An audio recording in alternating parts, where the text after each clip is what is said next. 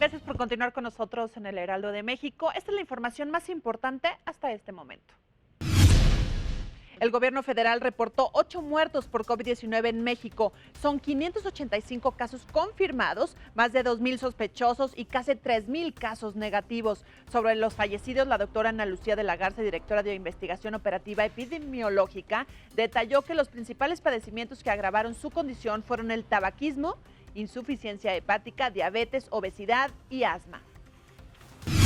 2 habitantes de la Ciudad de México fallecieron a causa del coronavirus. Uno perdió la vida en el Hospital Gabriel Mancera, el otro murió en un hospital mexiquense. Las víctimas tenían 28 y 42 años. Una de ellas no tenía antecedentes de viaje, pero tuvo contacto con un paciente con coronavirus. En México, varios especialistas se encuentran en fase de ensayos clínicos con 2 tratamientos contra el COVID-19. Uno se basa en una sustancia usada contra la malaria, el paludismo y lupus, y el otro es un antiviral desarrollado contra el ébola. El Infonavit implementará un fondo universal de pérdida de empleo ante el COVID-19. Está dirigido para derechohabientes que pierdan su trabajo debido a la epidemia y no puedan pagar su hipoteca. El Infonavit cubrirá durante 3 meses el pago de la mensualidad de la hipoteca sin exigirles un copago y sin importar el año del crédito. En Michoacán, pasantes de medicina iniciaron un paro de labores. Aseguran que no cuentan con el equipo y los insumos necesarios para combatir la pandemia del COVID-19. Denunciaron que las autoridades de salud y académicas del estado ignoraron sus peticiones y que fueron amenazados con recibir sanciones si no siguen las órdenes de sus superiores. En Tamaulipas, a través de altavoces, se realizaron misas en las calles. Autoridades religiosas implementaron esta medida debido a que las iglesias fueron cerradas por la pandemia del COVID-19. En ciudades como Tampico y Ciudad Madero se realizaron las primeras misas móviles. Se les recordó a la gente permanecer en su casa para evitar contagios. Standard & Poor's redujo la calificación crediticia de México al prever un impacto prolongado por el coronavirus, así como por el efecto de los precios internacionales del petróleo. Consideró que desde antes de la pandemia ya era débil la tendencia de crecimiento en México.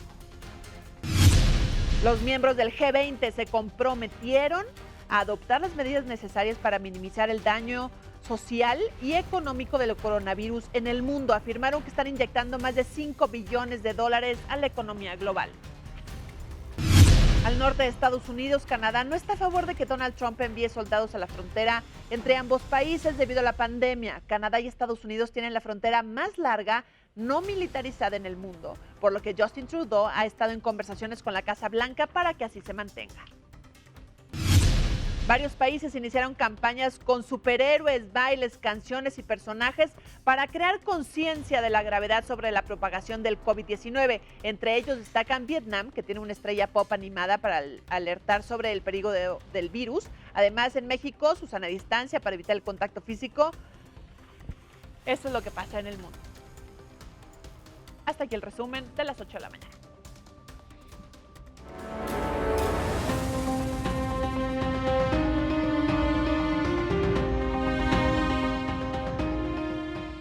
Una de la manera de responder a esta crisis sanitaria y crisis económica que estamos comenzando a ver son los apoyos desde el gobierno a las empresas, a los trabajadores, a la gente. Y la Secretaría de Desarrollo Económico de la Ciudad de México está planteando 3 etapas en este sentido. Está con nosotros el secretario precisamente de Desarrollo Económico de la Ciudad de México, Fadlala Cavani. Secretario, muy buen día, gracias. Buenos días, Alejandro, gusto en saludarte. Igualmente, ¿cuáles son estas 3 etapas que están planeando? Mira, la jefa de gobierno hace unos días, junto con un servidor, anunció apoyo a las microempresas establecidas en la capital. Es un apoyo de 10,000 pesos, un crédito en una sola exhibición, 0% de interés, 4 meses de gracia, 24 meses a pagar, es decir, si les dan los 10,000 pesos, regresan después de 24 meses, 28 meses en este caso, los 10,000 pesos, 0% de interés, y es para este segmento importante del engranaje económico de la capital, que son las microempresas que tienen desde 1, 2 hasta 10 trabajadores. Estas microempresas, sobre todo, están desarrollándose en las alcaldías de Tláhuac, Milpalta, Xochimilco, Iztapalapa, sobre todo. Son empresas, algunas familiares, otras con digamos, trabajadores locales de la zona, de tal manera que mantienen el tejido social, cohesionan a la comunidad y son muy importantes, y por eso la decisión de la jefa de gobierno de apoyarlas en primera instancia. Uh-huh. Entonces son A 10,000 partir del pesos lunes, ¿para quiénes? ¿Para las microempresas? para las microempresas. 10,000 a las micros, ajá. Así es. A las microempresas, el lunes todo va a ser digital, nada va a ser presencial, no hay necesidad de hacer colas, no hay necesidad de acudir a las oficinas de ninguna instancia del gobierno de la ciudad. Tienen que ingresar a la página del gobierno de la ciudad, adquirir su llave como ciudadano, como cualquier ciudadano, y posteriormente con esa herramienta ir a la página de Fondeso, a los trámites Fondeso, y ahí van a poder subir la información, y con que solo suban la información van a poder ellos acceder a este crédito. ¿Qué se les está pidiendo? Su credencial de lector, su comprobante de domicilio, su CURP también, desde luego, su actividad económica, una descripción de su actividad económica, si están dados ante Hacienda como personas físicas con actividad empresarial, mejor, ¿verdad? De esta manera, con esta información, y desde luego su número de cuenta. Pero no es condicionante estar dado de alta en Hacienda. No Okay. Necesariamente, pero pues si están dados de alta, pues claro. es la comprobación de la actividad económica es más rápida. Okay. Entonces,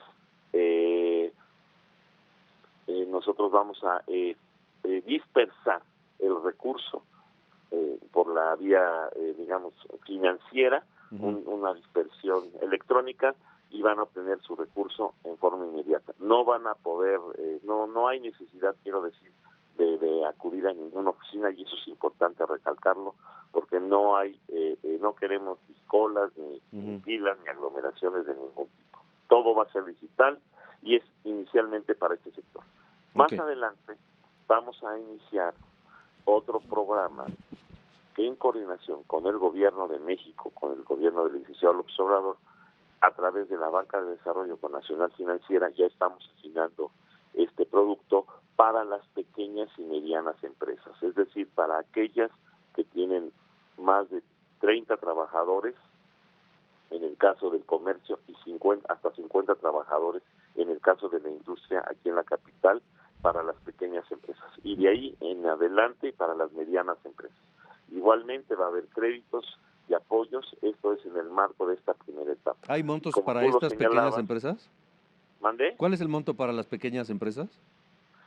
No, eso todavía no está definido, pero sí va a haber créditos, van a ser para las pequeñas serán entre 50 y 100 mil pesos, tal vez el monto máximo sea $500,000 de pesos, porque esto es un crédito coyuntural, de apoyo para atender la coyuntura. A las pequeñas. A las pequeñas y medianas. Entonces, estamos en ese segmento. Posteriormente va a haber una etapa de recuperación, ¿sí? Vamos a generar las políticas necesarias de acuerdo al diagnóstico en un mes, digamos, mes y medio, de la etapa de recuperación, cuando ya las empresas vuelvan a tener poco a poco a recuperar su actividad económica, de acuerdo a las instrucciones que nos dé la Secretaría de Salud Federal y del Gobierno de la ciudad. Entonces estamos atendiendo la contingencia desde todos los ángulos, y desde el ángulo económico también lo vamos a atender. Y finalmente, la etapa de rescate, si en el hipotético caso de que algunas empresas definitivamente tuvieron que cerrar, nosotros consideramos que es una eventualidad lejana, pero en el hipotético caso de que sí sea, también generar las acciones necesarias para poder atender a cualquier empresa que resulte en estas condiciones. Es este plan, digamos, de largo plazo, estamos preparados para ellos en el gobierno de la ciudad, es la instrucción de la jefa de gobierno mantener un diálogo permanente con las cámaras, con todos los sectores.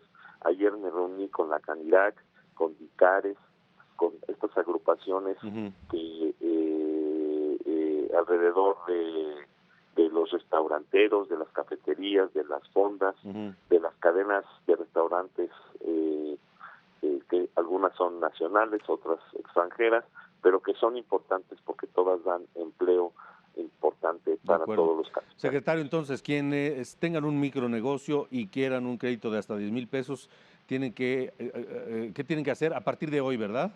A partir del lunes, acceder a la página del gobierno de la ciudad primero, obtener su llave. Esa llave sirve para cualquier trámite ante cualquier instancia del gobierno de la ciudad. Es como tu teléfono celular, tu número de teléfono celular es personal.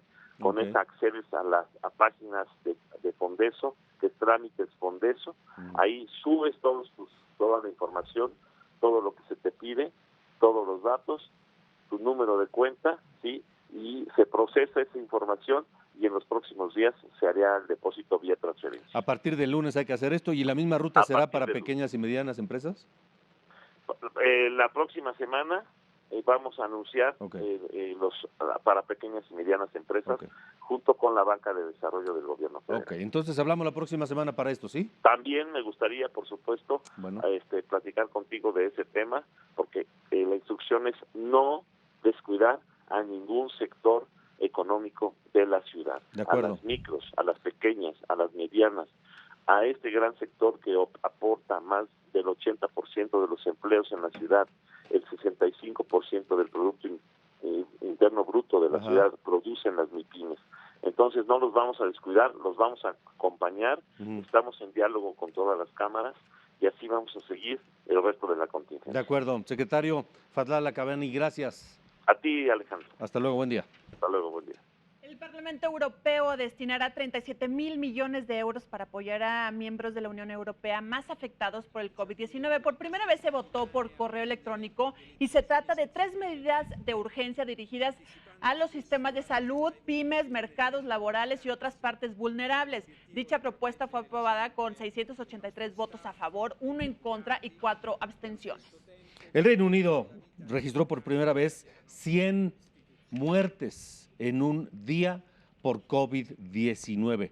El Departamento de Salud confirmó en el reporte más reciente 115 muertos y más de 11,800 casos confirmados. Las autoridades sanitarias trabajan en una prueba que permita detectar el coronavirus en un tiempo récord de 15 minutos. Se estima que esté lista esta prueba en unos 7 meses. Así que por primera vez más de 100 muertos en un día para el Reino Unido. Del Reino Unido vamos a Madrid. Ahí ya superaron los 4,000 fallecidos por el COVID-19. Patricia Alvarado, te saludo. Buen día. Muy buen día, Alejandro. Un gusto saludarte. Efectivamente, aquí vamos hacia el pico de la propagación del coronavirus. Se espera que la próxima semana empiece a descender y ojalá, porque si no se van a endurecer las medidas de confinamiento y se podría paralizar la productividad. Y como decías, los fallecidos ya casi rozan los 5,000. En tan solo las últimas 24 horas murieron 769 personas. Hay más de 64,000 infectados y lo más preocupante es el alto porcentaje de médicos y enfermeros afectados. Rozan los 10,000. En 4 días subió un 140% el contagio entre los sanitarios. La exposición de numerosos profesionales de la medicina sin el equipamiento adecuado para protegerse explica en parte que se hayan disparado los casos. Y la velocidad con la que se ha propagado la pandemia, que ha puesto al límite el sistema sanitario. Pero fíjate, Alejandro, que algunos expertos aseguran que 19 de cada 20 contagios no se registran oficialmente y que habría entre 500,000 y hasta 2 millones de afectados entre la población. Gente confinada que ha tenido síntomas muy leves o es asintomática y ha enfermado y se ha curado sin darse cuenta en esta cuarentena.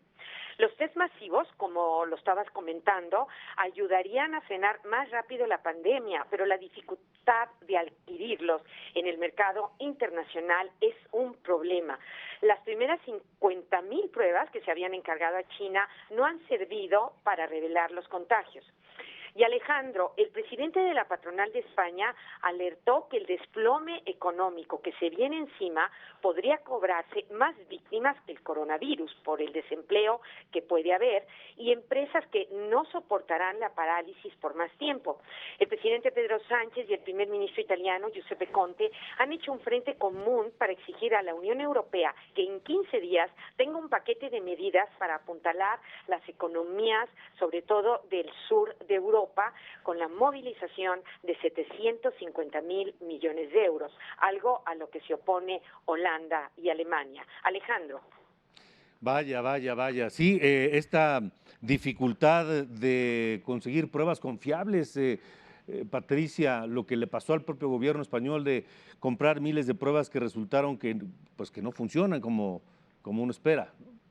Efectivamente, que fue un pedido muy importante hecho a China, supuestamente de una empresa que estaba homologada por la Unión Europea, pero las autoridades chinas dijeron que en ese país no tenía licencia.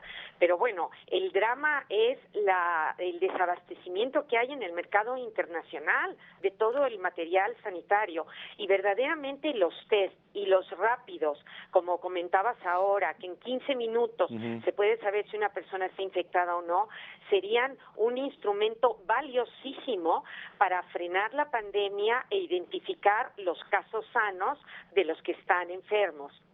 Sí, sin duda, Patricia. Bueno, y muy dramático el caso de los más de 10,000 sanitarios, enfermeros, camilleros, médicos, en fin, que están ya afectados por el virus. Terrible.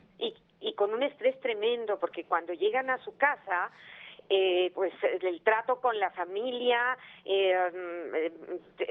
no saben cómo proceder, si se tienen que aislar totalmente, y bueno, y el estrés de los que temen que lo tienen, pero no lo saben. Es que se ha convertido también un drama en la profesión médica y con mucha razón. Sin duda. Patricia, te mando un abrazo hasta Madrid.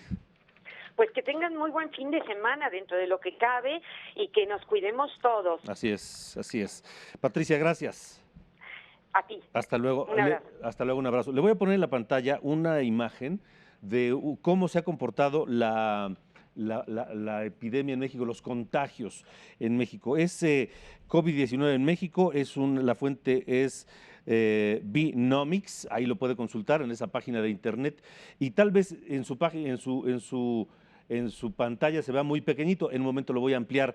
¿Cómo? Se está cumpliendo hoy, justo hoy, 30 días de la presencia de COVID en México, del coronavirus. Desde el primer día, cuando se registró el primer caso, el 27 de febrero, hasta el día de hoy, estamos hablando de 30 días. Y está así, mire, la gráfica. Ahí, si puede ver, es un poco más claro. El 27 de febrero fue el primer caso. Y cómo se mantuvo plano la gráfica de contagios hasta la primera quincena, más o menos, de marzo, cuando el día 12, 14 empezó a subir, el 18, y a partir del 18 y del 20, cómo se dispara la gráfica de casos hasta tener hoy 585 en todo el país. Ahí está cómo se ha comportado la gráfica de casos confirmados de COVID en México, desde hace 30 días, el 27 de febrero,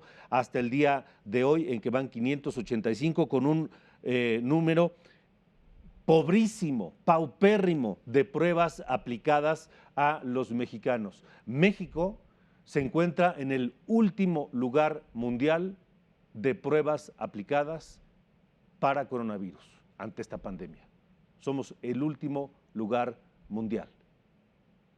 Ahora puede ser que nos estemos explicando por qué el número oficial de casos, por qué tanta gente que pide ser atendida y no es atendida, tanta gente que dice, mi hermano, mis hijos, mi esposo, tienen coronavirus y no me han hecho la prueba a mí, porque el número de pruebas aplicadas en México es paupérrimo.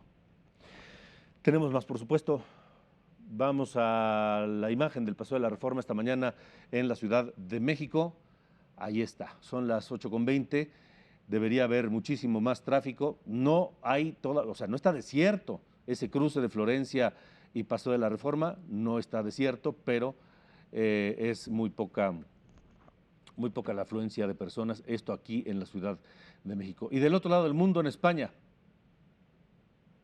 la calle de Alcalá, igual, que siempre está llena de gente, llena de coches, hoy luce así, semivacía, prácticamente nadie caminando por las banquetas y alguno que otro vehículo circulando. Así nos vamos a una pausa, seguimos en El Heraldo Noticias, no se vaya.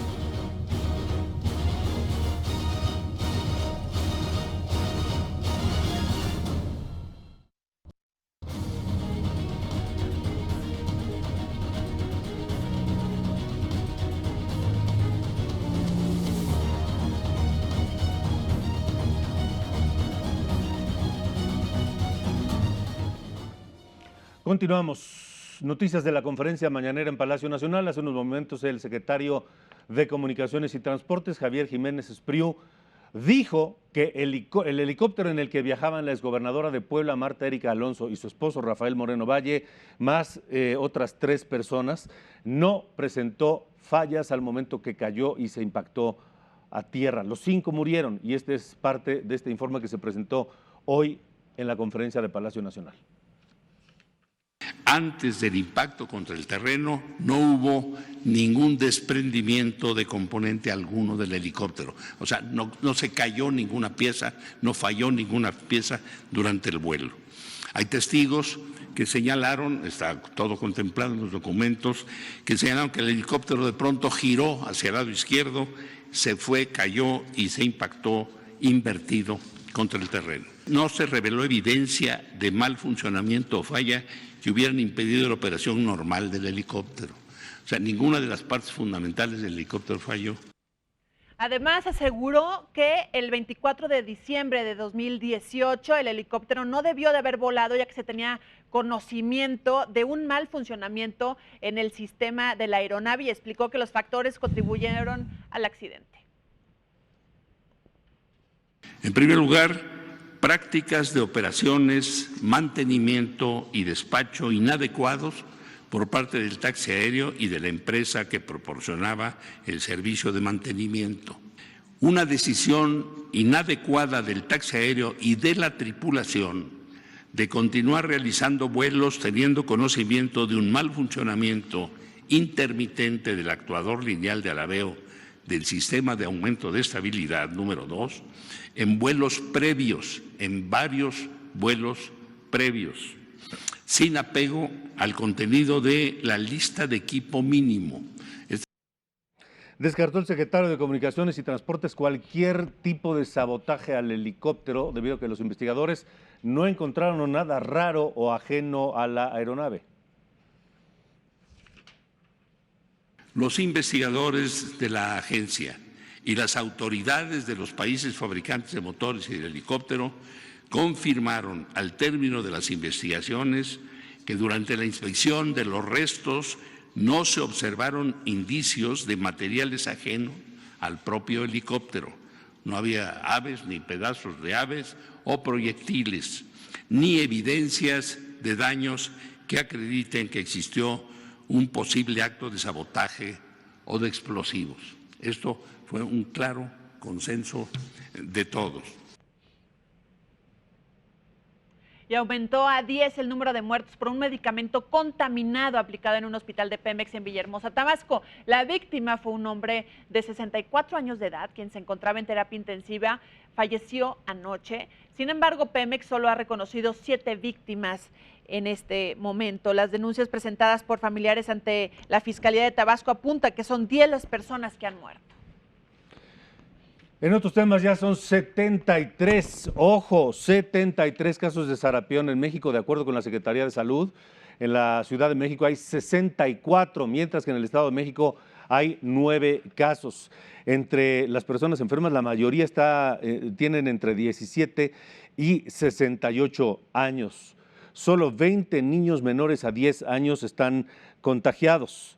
Así que este es un asunto que no hay que perder de vista.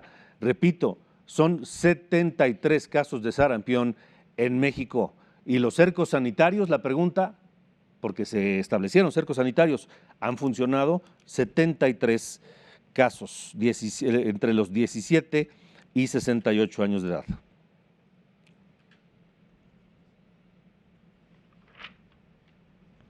Y en otras noticias, Jorge Winkler fue separado definitivamente de su cargo como fiscal general de Veracruz. El Congreso Estatal aprobó su separación, argumentó que incumplió con los requisitos para su nombramiento, por lo que no seguirá en el puesto. Será emitida una convocatoria para elegir al nuevo fiscal. Jorge Winkler se encuentra prófugo desde que le giraron órdenes de aprehensión por los presuntos delitos de tortura, desaparición forzada e incomunicación. Auto de formal prisión, recibieron 3 elementos de seguridad implicados en el caso Ayotzinapa. Se trata de 2 policías federales ministeriales y un marino. Están acusados por abuso de poder y por torturar a un presunto responsable de la desaparición de los 43 normalistas en 2014. Los detenidos estarán presos en un penal de Tepic, en Nayarit. El Partido Acción Nacional pidió al Instituto Nacional Electoral posponer las elecciones locales en Hidalgo y en Coahuila para el 7 de junio. Esto debido a la contingencia por el COVID-19. El PAN consideró que sería irresponsable exponer a los ciudadanos a un posible contagio. El presidente del PAN, Marco Cortés, sostuvo que además de los posibles casos durante la jornada electoral, se contaría con poca participación, ya que la gente no se sentiría cómoda para salir de casa. Productores agrícolas de Chihuahua bloquearon carreteras e incendiaron vehículos. Esto en protesta por la apertura de las compuertas de la presa La Boquilla. Además, exigieron la destitución de la directora de Conagua. Los campesinos argumentan que con la apertura de las compuertas se afectará su producción y la economía de sus familias. Hasta el momento la Conagua no se ha pronunciado al respecto. Vamos con Raúl Hernández. Le hemos dado seguimiento a su caso, este ciudadano mexicano joven que vino de Francia, estaba allá cuando estalló la epidemia y llegó a México, nadie le dijo nada, nadie le preguntó nada más que de dónde venía y sabiendo que venía de Francia, pues lo dejaron pasar. Nadie le ha hecho caso hasta el día de hoy. Raúl, buen día. ¿Qué tal, Alejandro? ¿Cómo estás? Buenos días. ¿Cómo va tu asunto y el de tu esposa? Pues mira, vamos mal. La verdad es que estuvimos intentando ya hacernos los estudios con algunos laboratorios privados, pero todavía no tienen la certificación para hacerlo. Entonces no tenemos ahorita todavía una respuesta acerca de eso, acerca de si tenemos o no. Nos quedaron en avisar el día de hoy si podíamos hacernos los estudios, y en los hospitales que puso el gobierno en su página para podernos atender, pues está todo, o sea, estamos en lista de espera. No hay una respuesta todavía por parte de ellos y no sabemos nosotros qué hacer ahorita más que esperar.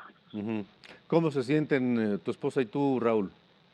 Pues mira, ya nos sentimos ahorita normal, tranquilos, de repente al principio con tos, pero ahorita estamos bien, solamente que sí muy preocupados porque no sabemos realmente si tenemos el virus o no.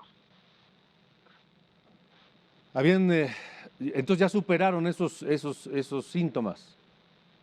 Sí, al principio tuvimos esos síntomas, un poco de dolor de cabeza, y ahorita de repente en las mañanas pues sí me despierto pues un poco pues con el dolor de garganta, pero no tengo, creo positivamente quiero verlo de que no tengo nada, que es solamente pues no sé, a lo mejor psicológico, pero sí no tenemos respuesta aún.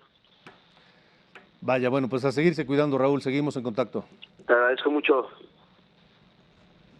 Gracias a Carlos Salazar, Raúl Hernández. Su caso es peculiar porque estaba en Francia cuando comenzó todo esto, le costó trabajo tomar un avión para regresar a México, finalmente logró, y llegando a México nadie le preguntó nada.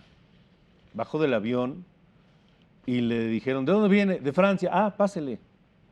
Y se autorrecluyó en su casa. Lleva desde entonces ahí en su casa metido, pidiendo ayuda, y nadie le ha asistido.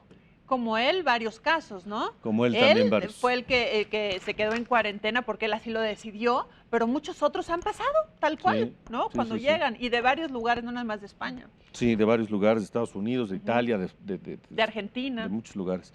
Bueno, tenemos a Carlos Salazar en la línea. Estamos en espera de hacer contacto con el presidente del Consejo Coordinador Empresarial. Hemos visto ya los paquetes de ayuda de la Unión Europea, de Estados Unidos, de España. España va a meter más de 200,000 millones de euros, el 20% de su Producto Interno Bruto, para reactivar la economía española. Ya hablábamos de esta reunión del Grupo de los 20 ayer, donde participó el presidente de México, para ver cómo este grupo de las 20 economías más importantes del planeta va a enfrentar la recesión global que se avecina por la pandemia del COVID. Los empresarios están en espera de poder plantear y reunirse y hablar y acordar con el gobierno federal acciones conjuntas para ver cómo vamos a salir, a empezar a reactivar la economía que luego de la crisis que se avecina por la pandemia. Saludo al presidente del Consejo Coordinador Empresarial, Carlos Salazar, que está en la línea telefónica. Carlos Salazar Lomelí, buenos días, gracias por estar con nosotros. ¿Cómo te va, Alejandro? Muy buenos días. ¿Cómo están viendo ustedes el escenario, el panorama, y cómo van esos puentes de comunicación y planes ya sobre la mesa con el gobierno? Mira, ayer tuvimos una magnífica reunión con el secretario de Hacienda.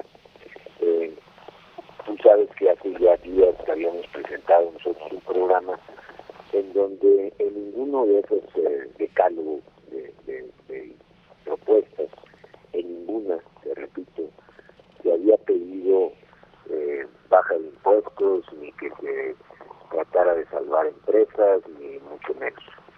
En todas, lo que nos interesa y interesaba en este documento era que se mantuviera la estabilidad del país, hablo de la estabilidad financiera, que tuviéramos un apoyo a la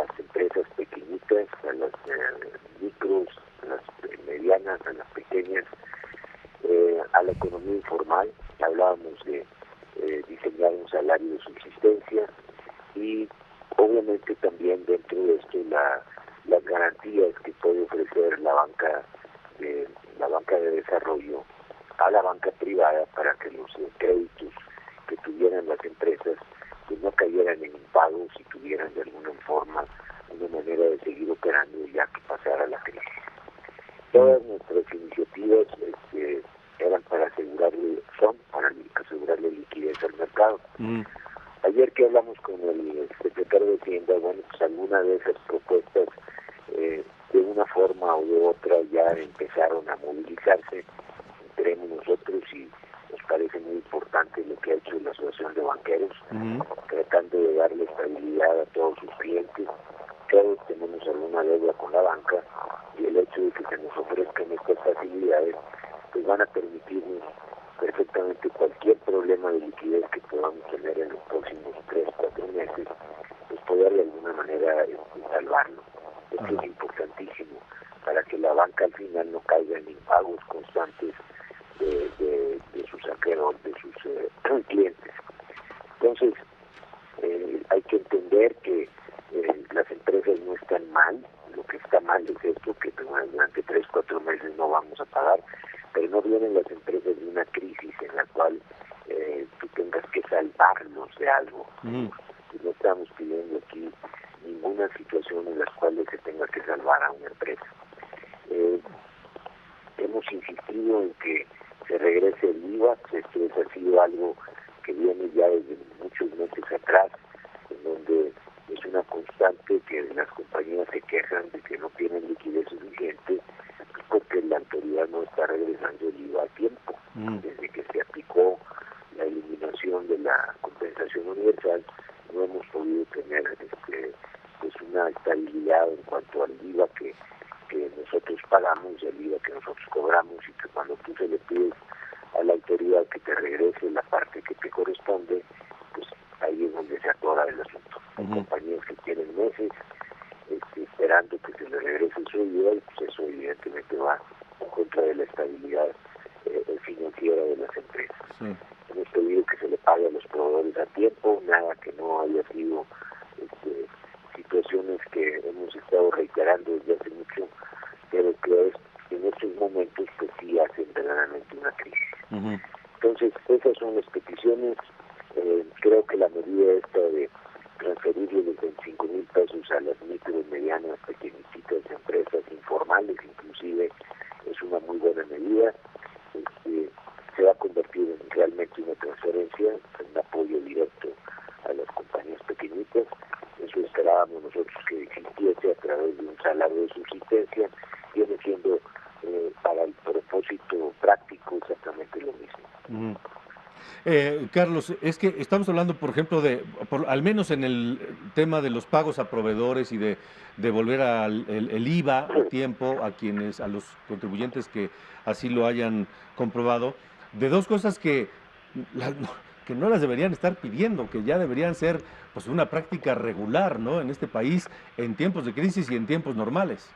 Claro, ¿no? Por eso te digo, venimos desde hace muchos meses pidiendo que esto se regularice, y ese era uno de los 10 puntos que nosotros propusimos pues desde hace 2 semanas.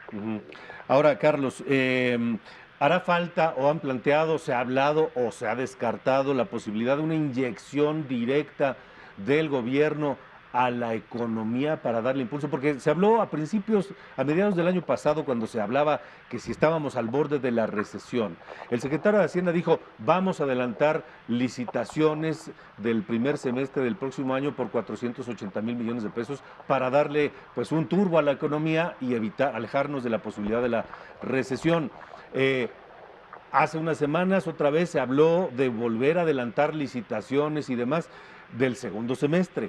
Y el secretario de Hacienda, en la conferencia de prensa de esta semana, solamente dijo de los recursos extraordinarios que le darán al sector salud, a Marina y al Ejército. ¿Y el resto? Sí, yo creo que esto, acuérdate que venimos de un año de no crecer. Lo que nosotros buscábamos, y lo habíamos anunciado desde diciembre del año pasado, era cómo reactivar la economía, y nosotros nos sentíamos optimistas porque pues había un plan grande de infraestructura financiado con fondos privados, en donde nos permitía intervenir en obras de infraestructura del país, carreteras y pues concesiones en general, en donde tú al final inviertes en vez de que invierte el Estado, y ya sea a través de una renta o a través de un cobro directo, pues tú vas obteniendo el retorno de tu inversión. Habíamos planteado también en ese momento lo de los salarios estaban creciendo en términos reales, eso iba a alimentar el consumo sin lugar a dudas. Y bueno, se estaba firmando el Tratado de Libre Comercio con Estados Unidos y Canadá, y todo esto, pues podríamos esperar un comportamiento pues muy bueno en la economía para el 2020. Nunca esperábamos una crisis de salud de estas dimensiones. Las consecuencias que han traído pues son verdaderamente un paro total de la economía del mundo. Las cadenas de abastecimiento se han descompuesto. A eso agrégale que en el caso particular de México los precios del petróleo se desploman por este pleito que hay entre Rusia y los países árabes, Arabia Saudita. Bueno, pues eso lo que trae como consecuencia pues es una crisis que es incrementada en México. Hoy hay estimaciones de todo tipo de cuál podría ser el comportamiento del Producto Interno Bruto, pero todos están de acuerdo en que va a ser negativo el desempeño económico del país. Si tú juntas un año malo y un año que va a estar peor, bueno, al final lo que nosotros hemos dicho es no olvidemos que en México, por su juventud, necesitamos crear casi 1 millón de empleos por año. Entonces, si el año pasado no lo creamos y este año va a ser inclusive de crecimiento, por muchos programas sociales que nosotros impulsemos, no vamos a compensar el bienestar de la población, porque la economía nos está Me parece clave esto, Carlos. Por muchos programas sociales que se impulsen, no vamos a salir adelante. Entonces, ¿cómo ven ustedes por dónde es la salida? ¿Cuál es el camino? Necesitamos crecer, y para crecer, lo hemos insistido, el cansancio, pues hay que fomentar la inversión. Y la inversión, también lo hemos explicado muchas veces, la mayor parte de la inversión de un país, y en el caso nuestro no es diferente, se da por el sector privado, se da por esa miscelánea, esa papelería, esa tienda de la esquina, esa empresa mediana, pequeña, taller, hasta las empresas grandes que invierten constantemente en tratar de mejorar su operación, tener más productos, ofrecer más servicios, a crecer. Eso es lo que hace que un país tenga verdaderamente una inversión creciente. Para esto se requieren los requisitos básicos, que haya oportunidades, pues en México les hay, que haya financiamiento. Hasta antes de esta crisis pues salía dinero en el mundo, pero un elemento básico pues es la certeza, la certidumbre, la confianza de que las reglas no te las van a estar cambiando. Es lo que te quería preguntar. Nosotros intentemos cambiar las bases económicas, pero sea una base económica liberal, neoliberal, socialista, la que tú veas requiere reglas de certeza, la que quieras, no quiero saber cuánto. Entonces está muy bien que queramos cambiar la orientación, pero lo que no puedes cambiar es la necesidad de que haya reglas en donde el inversionista tenga certeza de lo que va a invertir. Y en este momento, ¿cómo está esa certeza? ¿Cómo está esa confianza? Bueno, pues este ha sido un elemento que se ha insistido durante muchos meses, y bueno, situaciones como la de Mexicali, pues evidentemente no abonan la confianza de cualquier inversionista que crea que las reglas en México se pueden cambiar. No lo digo yo, lo dicen todos los analistas financieros del mundo que han criticado la medida de lo que sucedió en Mexicali este fin de semana. ¿Y qué les dice el secretario de Hacienda frente a eso, Carlos? Pues yo creo que él está igual de preocupado que nosotros. De acuerdo. Pues, Carlos, te agradezco mucho este tiempo para el Heraldo Televisión. Ojalá nos permita seguir en contacto. Todo lo que nosotros intentamos hacer es en beneficio de México. Nos interesa México y nos interesa ayudar al presidente y a la autoridad. Y eso es lo que hemos ofrecido siempre, porque sabemos que a través de esto beneficiamos a nuestro país. Creo que lo que nos tiene que movilizar en estos meses de dificultades es la solidaridad que siempre ha mostrado el mexicano ante cualquier crisis a que hemos tenido que enfrentar. Esta vez no deberá ser la excepción. De acuerdo, Carlos, pues gracias nuevamente por este tiempo y ojalá nos permita seguir en comunicación porque pues va a haber muchos temas y esto va a llevarse un tiempo todavía, ¿no? Siempre estamos a tus órdenes. Gracias, gracias. Es el presidente del Consejo Coordinador Empresarial, Carlos Salazar Lomelín. Tenemos más todavía, vamos a ir a una pausa y continuamos.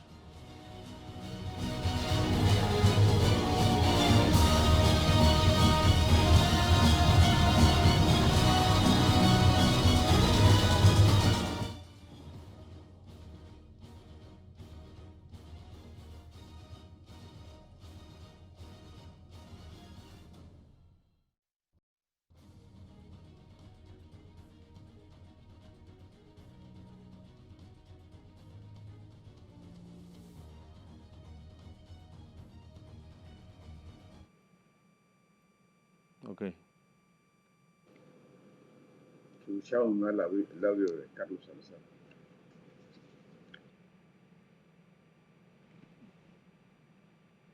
Pues busca alguna. Tienes que hablar fuerte. ¿No traes el audífono? ¿Tengo que hablar fuerte? ¿Así? Sí. Habla para ver si te oyen. Hola, Carlos. Hola, Alejandro, ¿cómo estás? Bien, ¿y tú? Buen día. Ay, Buen día.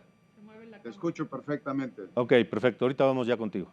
Vamos a darle continuidad a lo que dijo Carlos Salazar. Órale, va. Dale. Se mueve la cámara, ¿eh?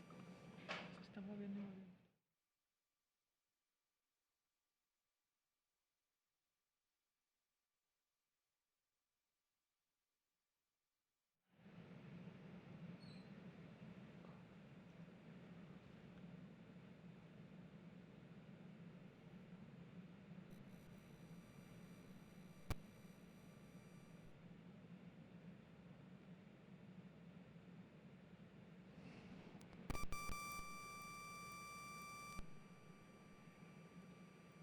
Carlos, ¿me escuchas? Es que no lo Escucho. veo. ¿Me escucho? ¿Ya está bien la toma de Carlos? Ok. No es que estaba muy abajo tu toma, Carlos, la cámara, pero ya vamos. Perfecto, yo Ya, estoy listo. creo que ya está bien.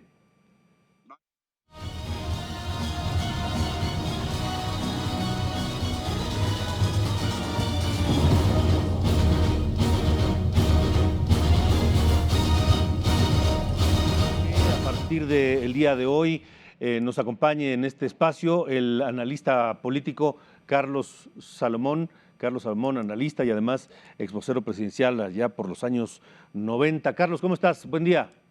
Alejandro, buen día y buen día a todo el Heraldo. Acabas de escuchar lo que nos dijo Carlos Salazar Lomelín. Sí, perfectamente, Alejandro. Mira, hay mucha preocupación y te estoy hablando desde prácticamente el encierro donde todos los mexicanos estamos, ¿no? En este encierro que te permite ver pasar por las calles el miedo y pues hay muy a la distancia la esperanza, ¿no? Porque esperamos que esto se acabe pronto, ¿no?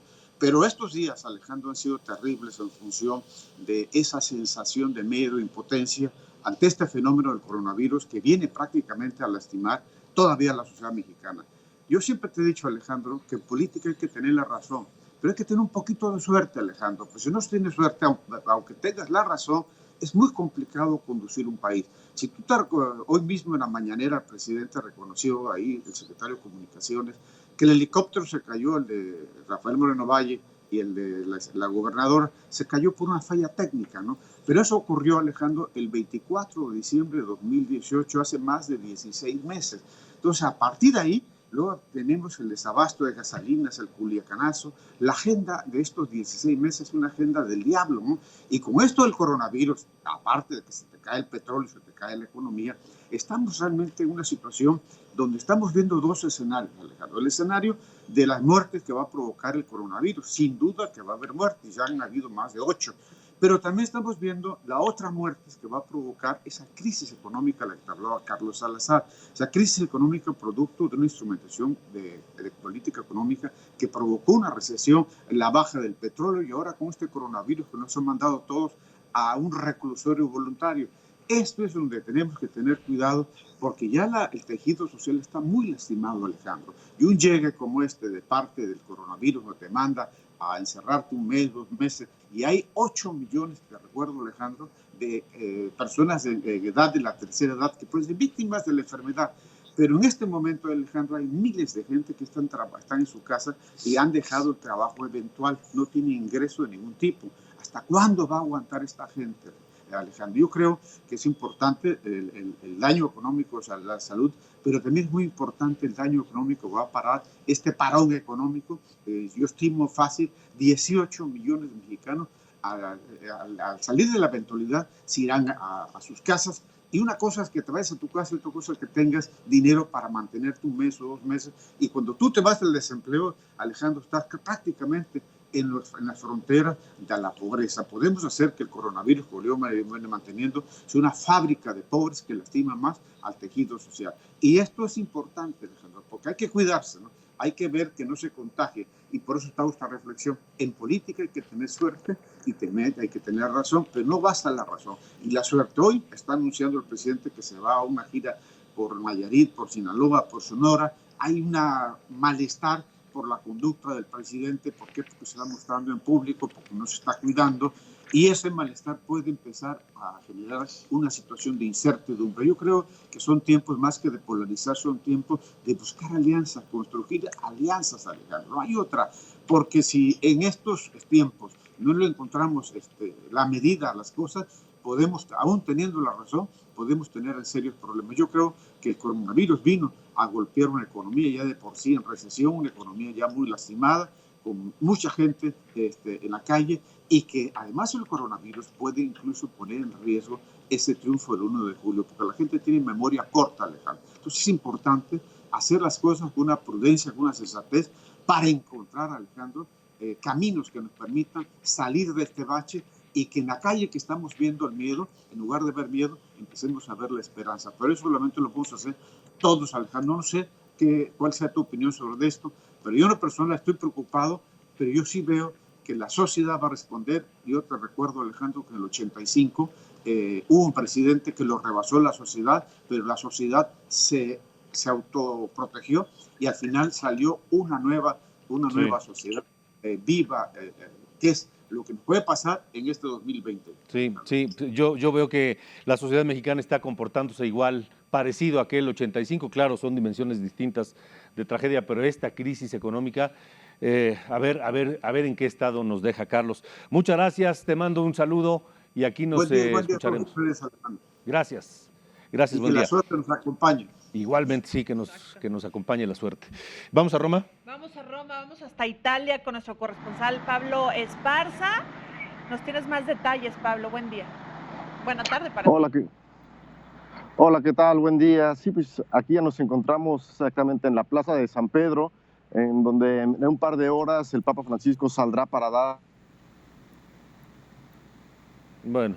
Mira, está lloviendo, ¿no? Sí. Está lloviendo, está un momento. Recuerden, a las 11 de la mañana es cuando el Heraldo Televisión estará transmitiendo esta misa que hace el anuncio del Papa Francisco. Sí, volvemos con Pablo. ¿Pablo? Te recuperamos, Pablo. Ok, como les comentaba, pues ya estoy aquí en la Plaza de San Pedro, a un par de horas que el Papa Francisco saldrá para dar la bendición Urbi et Orbi a Roma y a todo el mundo y la indulgencia plenaria. Todo esto es un evento extraordinario por la situación que se vive en Roma. Es una plaza totalmente sola, donde se ha traído el Cristo milagroso de la iglesia de San Marcelo, donde hace unos días el Papa Francisco fue a rezar. Este Cristo, en el año de 1522, cuando Roma fue azotada por la peste, se le rezó y fue en peregrinación hasta San Pedro para que se quitara la peste. Esta vez nuevamente han sacado el Cristo y lo han portado aquí a la Basílica de San Pedro, donde en el Sagrado, aquí en la entrada de la Basílica, el Papa Francisco a las 6 de la tarde, 11 horas de México, estará dando la bendición Urbi et Orbi y la indulgencia plenaria.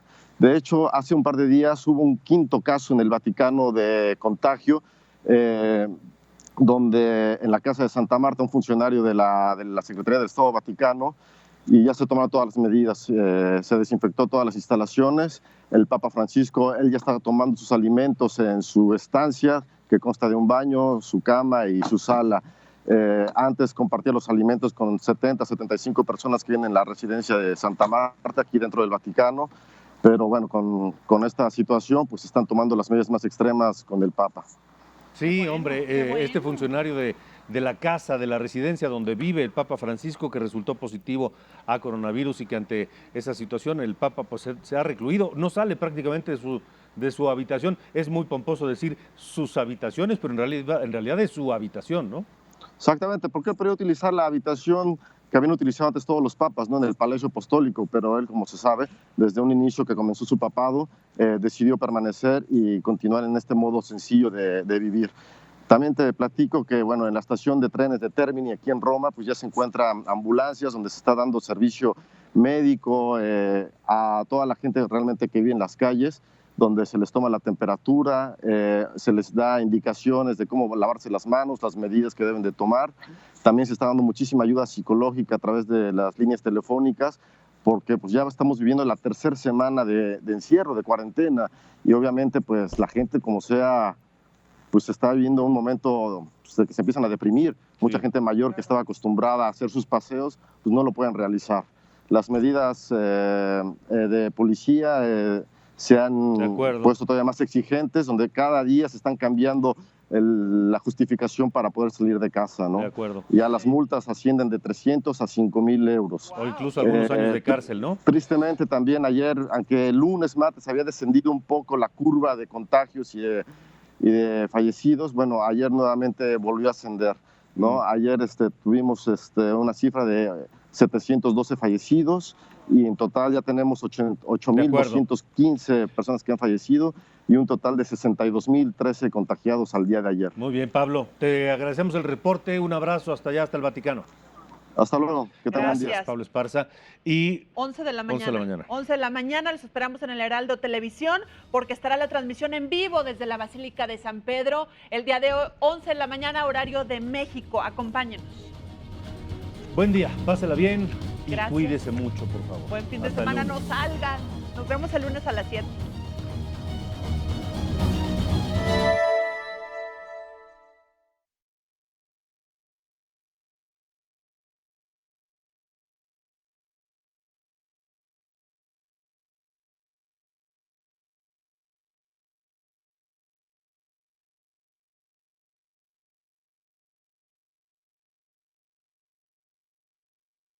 Pues mira, hoy ya salí de mi encierro porque me dio laringitis muy cañón y como ves que trabajo en la tele, pues la tele no descansa. Entonces hoy tuve que regresar.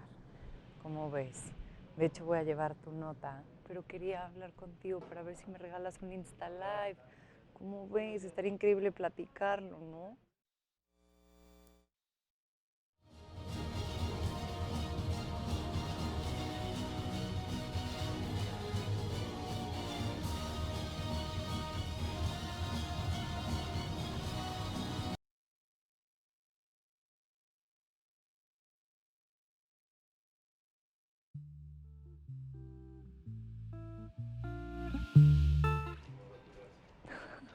Adiós. Que les vaya muy bien.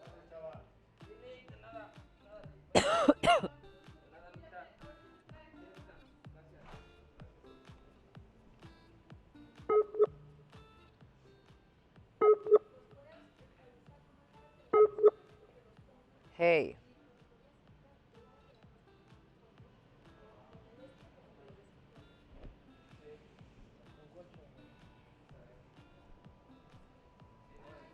Buenos días.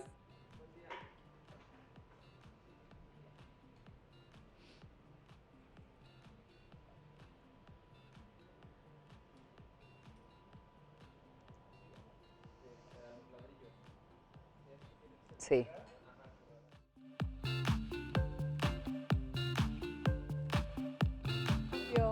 Somos un equipo y nos vamos a turnar. Gracias a Majo y a Pablo por rifarse todo este tiempo que estuve yo enferma. Y ahora me toca a mí estar aquí. Así que prendan sus teles porque ya estamos listos con toda la información, a pasarla bien 2 horas.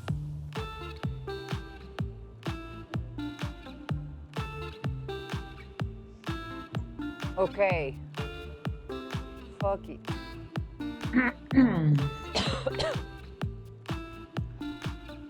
que no quiero tocar nada.